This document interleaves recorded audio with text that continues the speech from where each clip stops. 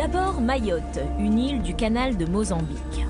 Mayotte, c'est avant tout un lagon. Avec près de 200 km de barrières récifales, c'est un des plus grands lagons fermés de cette région du monde, ceinturé par endroits d'une double barrière de corail.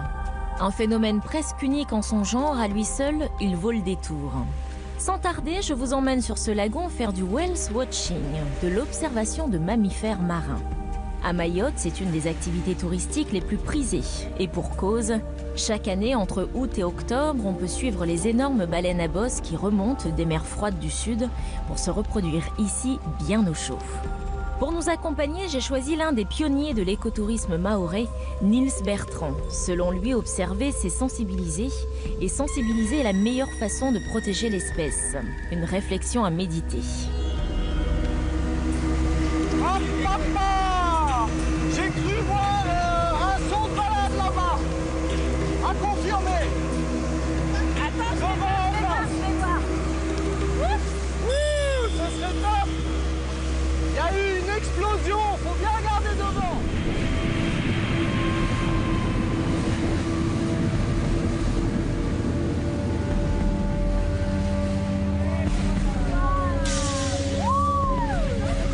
C'est démentiel. On voit le truc qui jaillit comme ça.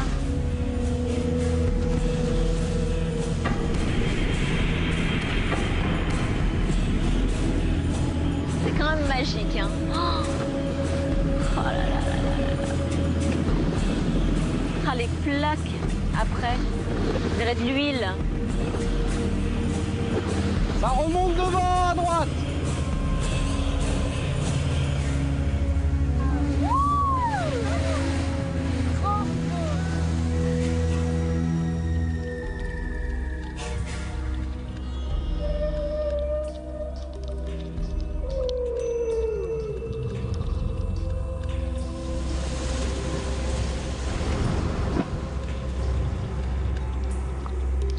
Un spectacle impressionnant, mais n'oublions pas que l'approche des baleines doit tenir compte du respect de l'animal.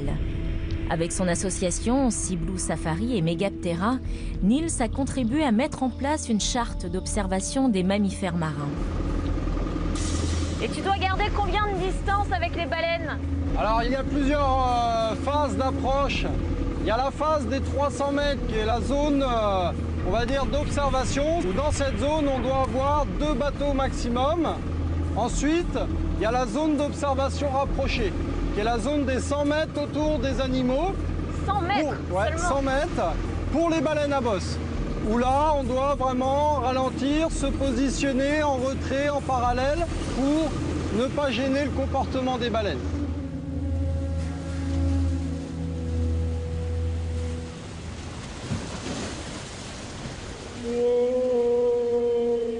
On l'a vu passer là. Tiens, elle revient, elle est là. Elle passe. Elle passe.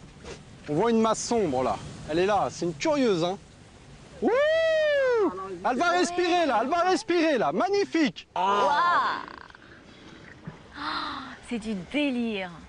Ça, c'est une baleine en confiance, elle est sûre d'elle, quoi. Hein.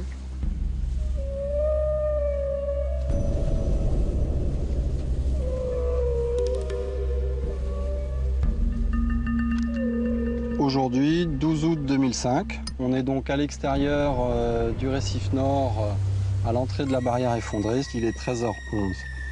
Observation d'un individu très en confiance qui nous a tourné autour pour regarder un peu qui on était. Tout à l'heure, en suivant la baleine, elle nous a montré plusieurs fois sa queue, la face inférieure, et en fait, cette partie de l'animal, c'est vraiment sa carte d'identité. À chaque observation, on prend des données pour récolter un maximum d'informations pour ensuite faire un rapport sur tout ce qu'on aura observé pendant la saison.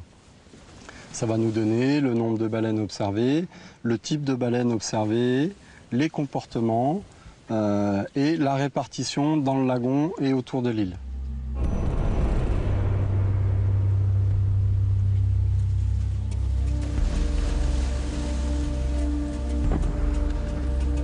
Cette présence d'un baleineau avec sa mère dans le lagon de Mayotte est tout un symbole. Mais pour combien de temps encore ?